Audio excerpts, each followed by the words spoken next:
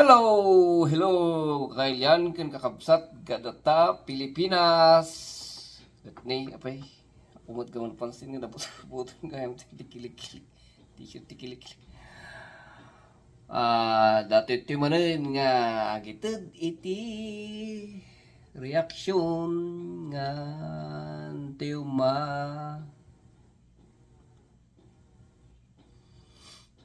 madamdamag ang sakbay na kat sabay nga mapantoy iti topic tayo kat nalpasan kayam jay inauguration ni President Bongbong Marcos kat at least kat mayat iti outcome na daman dagiti nagrally nga sabay amot nga normal mo ti kasta ya Pilipinas so mo kiti sa dino kat dati kasta at least importante ti takat nalpas ijay inaugurasyon nan kat dagiti ko man lang ibutos karo dagiti 31 million kat yung suportaran damot iti presidente iti Pilipinas. I mean, suportaran to iti presidente iti Pilipinas. Kat mapanto iti topic tayo sakbay iti daytoy.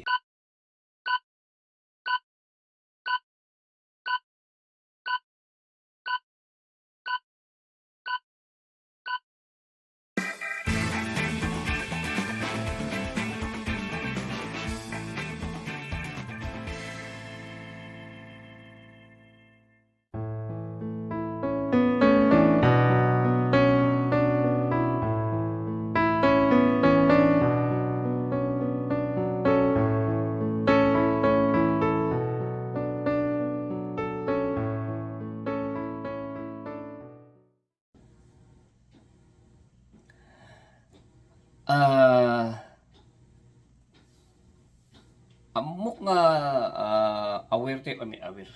Amok nga amuto amin iti Rappler niya, di ba? Di Rappler kat kasla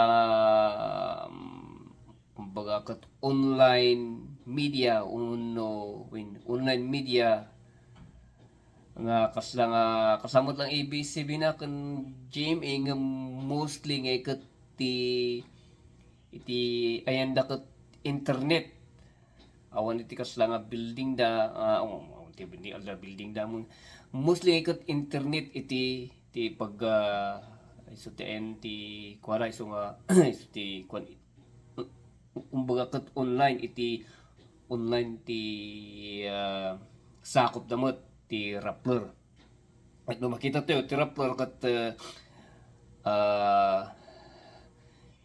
mostly kot isuda iti number one nga kritiko iti Duterte administration, especially idi na i-shutdown iti ABS-CBN kat talaga nga isuda ti number one nga nagado iti comment da, nagado iti report da, karo iti CEO da nga ni Maria Risa nga kuna nakat napukawan kuna nakat the freedom, the press freedom in the Philippines is already dead. Kasi kano, timbaga na, gaputa na shutdown da iti dagiti journalist kat paspasar din da iti ABS-CBN kat in shutdown da gapo iti politics nga siyempre amot iti istorya na di tatamot iti nagitid iti news uno damag iti Security and Exchange Commission nga na may shutdown iti uno may pasardeng iti Rappler. May pasardeng iti Rappler. So kumbaga kat awanan ito nga kamuti da siguro niya ti kastadan dan ipasaran iti Security and Exchange Commission. Dagiti da dumakat kuna daman din siguro nga dagiti siguro da dumakat kuna daman nga sakendan nga talaga nga wan iti press freedom niya Pilipinas to ni in pasardeng dalang nga rodin iti ABS-CBN tata Rappler manen siyempre kitan tayo mat kitanto nga nalaing i-research to nga nalaing no apay nga kasto tinangyari api nga ma-shutdown da anto nga dagiti tataw gamin ket basta no da kasi ket pabasulon dan iti government pabasulon dan ni Duterte karon siguro da talaga pabasulon dan ni Duterte manen kun ada man nga ni Duterte akin pakanaman na ito nga kahit kuman nga buyaan to iti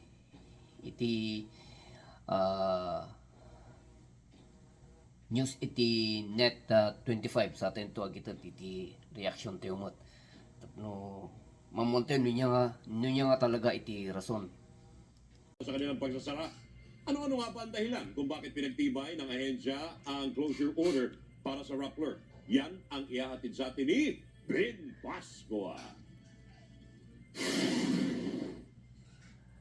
Isang pasabog ang bumungad sa araw na ito ng ang Rappler ay tuloy ng ipasara ng Securities and Exchange Commission o SEC. Ito ay kinumpirma ng Rappler CEO at co-founder na si Maria Ressa sa ginanap na East-West Centers International Media Conference sa Honolulu.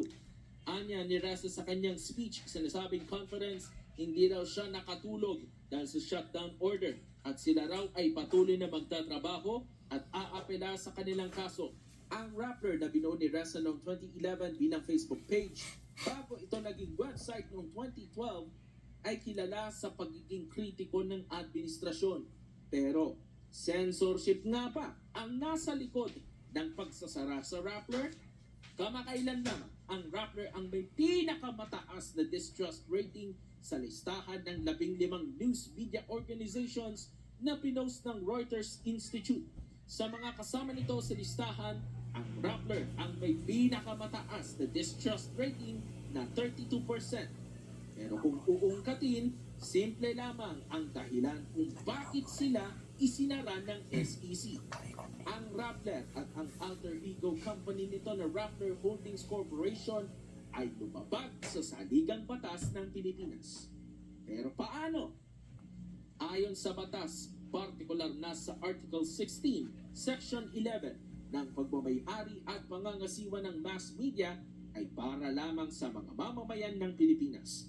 Subalit, nalaman ng SEC na ang Rappler at ang Rappler Holdings ay pinakikialaman ng dalawang foreign entities, ang North-based Limited ng Cayman Islands at ang Omidyar Network ng Delaware, USA.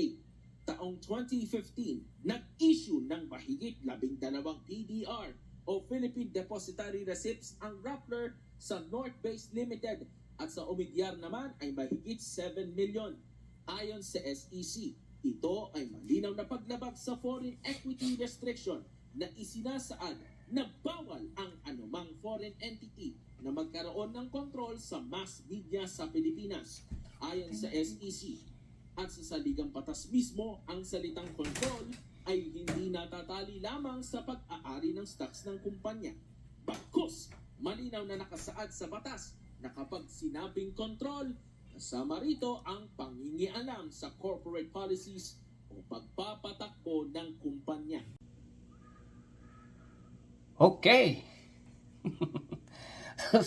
so di ti rason no apay nga i-shutdown na ti Rappler gaputa amot nga pure nga Pilipino ti mangkontrol uno nga pure nga Pilipino ti mang gamiti Rappler o di kat ada iti duwa nga foreigner may sa dito US ang kwamo na may sa nga isudat ti mangkokontrol iti dati media nga dati kat bawal iti law iti Pilipinas iti foreigner nga mangkontrol iti media iti Pilipinas. So kasya inya aso nga kasya gamit ko na ako mo nga kunak no ti akin ko kulang nga talaga iti agpeso nga ni Maria Ressa iti CEO iti uno isuti ng iti founder iti Rappler ngem adapay mod gayam iti kapartner na nga isuda nga mismo iti mang mangkukontrol. Wala siguro dagiti stocks ti Rappler kat isulat ti nangkukontrol. Iso nga, jay, makita tayo nga haan nga gapumanon iti gobyerno nga maipa-shutdown iti Rappler no diket at dati noon-uneg nga rason no apay nga may pasara. Nangtayo mo siguro, ako mo siguro ti nagtidaduma kat ba kung naman kat sa bagay di tamot kiti Pilipinas kat nagaro ti andang amo ti andang anawan ni talaga nga panag-research da iti mangyari ag taul-taul da nga dagos anda pa nga mo iso nga nakita tayo ay nabuyayo mat nga iti ang ni Duterte iti mang ipasardeng iti Rappler wennohan nga ni Bongbong Marcos iti may pasardeng iti Rappler no diket adda iti kumbaga iti Tagalog ket linabagda nga batas. Ya, dati linabagda nga batas ni tilo karon ti linabagda nga batas. Ti karon ti linabag ti batas.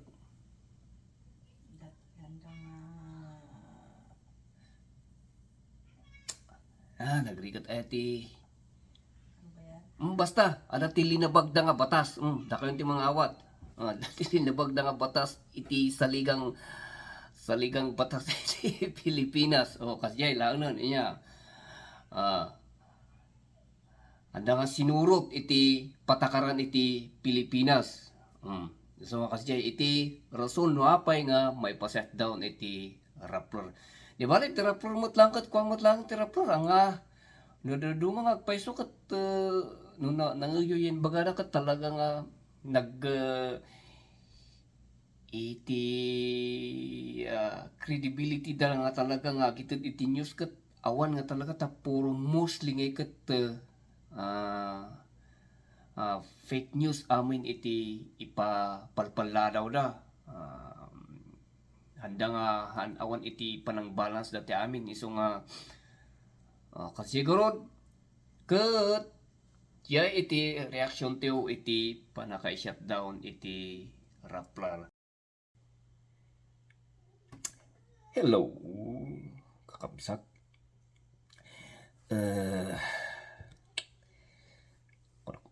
Medyo sukatan ti barok. Kunak nga i-upload ko kumara ito medyo makatutulog ako ni Rabi so nga kunak nga bigat. Kat idi agsapa niya tata July 3 Sunday ditoy. Kat napanak iya gym.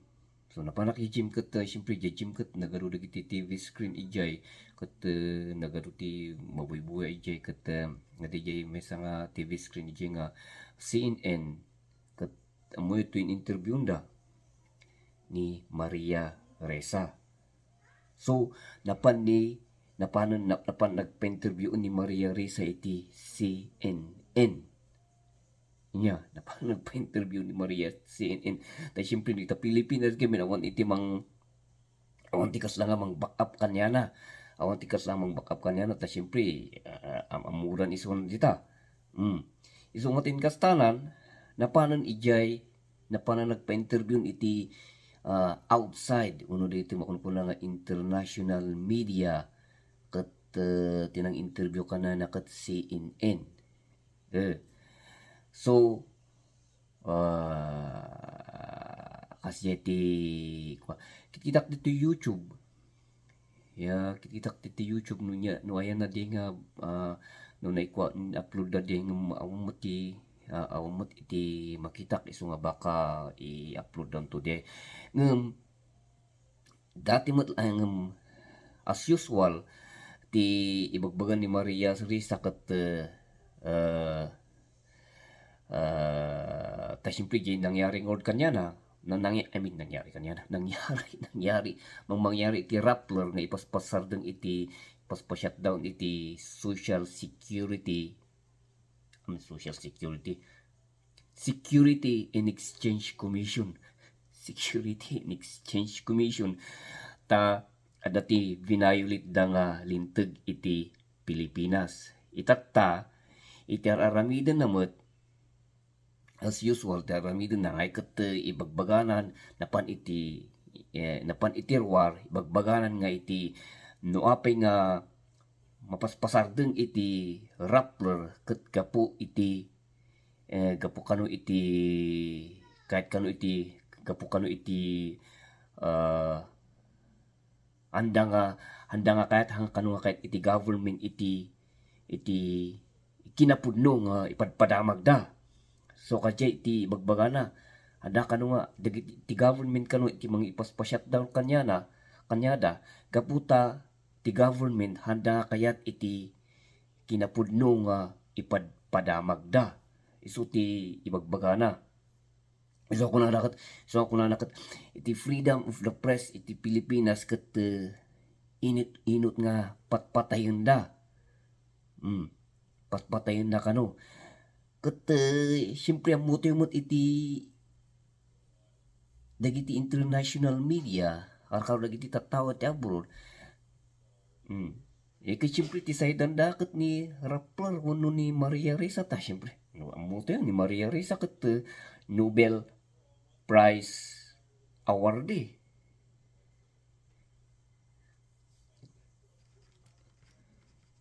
Isu man ti laban na, adapay man ti award na nga Nobel Prize. Isu nga, niya man ti kayan ti, no, kumbaga man kat, ikumpir mo ni Duterte, ni Bongbong Marcos, ikat talaga, man kaya data, siyempre. Niya man kat Nobel Prize, di tao nga diyan, isu ti patsinda.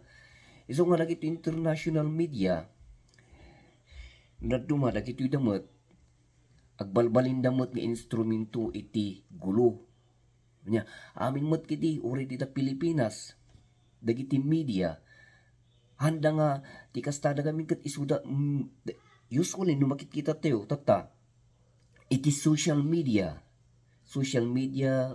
nyaman na kita mainstream media wano social media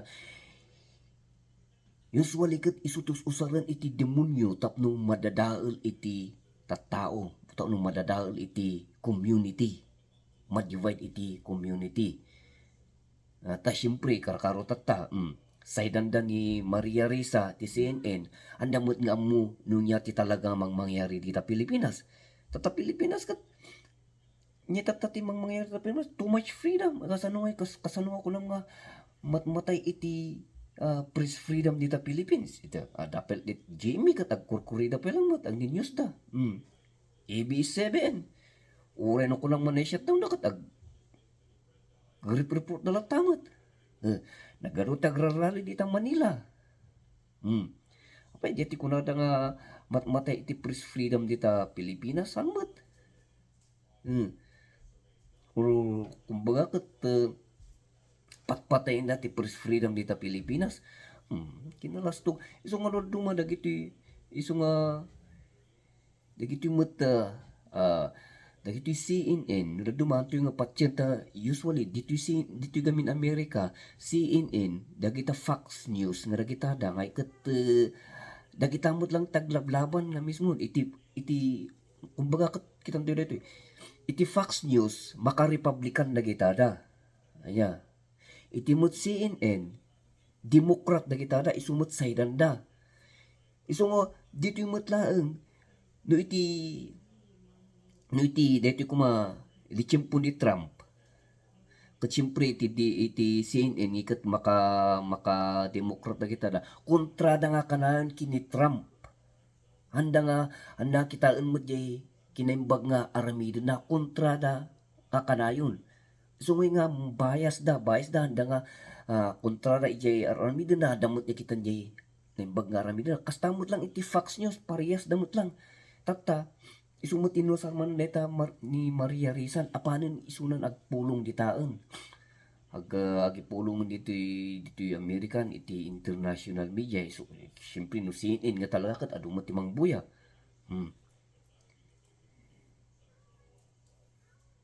sanang tukulan nga nangabak iti anak iti maysa nga diktador kasanuntunga iti masakbayan iti Pilipinasen karkarkarong nga ipaddekdan iti press freedom. Isu nga siyempre piman, uray ninyo tararami din piman di tao nga mang simpa iti Pilipinas, no dagiti nga klasin iti tattao kat dinidemonyo ti panagpanpanunod da. Awan nga talaga. Dagiti, anda nga mo, iso nga dumakat dagiti, dagiti international media, basta da nga agsasite iti may nga tao nga da kitaan pa'y nga mismo ijay rason no apay nga maipa-shutdown da. Kaslamot lang tinangyari ti ABS-CBN. Amot nga basta nga naipa-shutdown ti ABS-CBN no awan iti violate da nga lintag iti Pilipinas. Kaslamot lang iti Rappler. Amot nga basta nga mai-shutdown ti Rappler no awan iti violate da. So nga haan nga iti press freedom iti tungtungan na iti adda iti violate iti Rappler. Kada tayo nga data Pilipinas, kitan tayo di kunadang orkat masapon nga di critical thinking tayo nga nga amin nga mangagtayo iti news kat talaga nga agpay. So masapol mo't nga kitan tayo ti mangyari nunya ti bagan piman di Maria Reza kat isun amin ti tungpalan tayo. Kakarutat nagarutag rally dita nga press freedom kasano press freedom at ada kayo mo dita nga rally.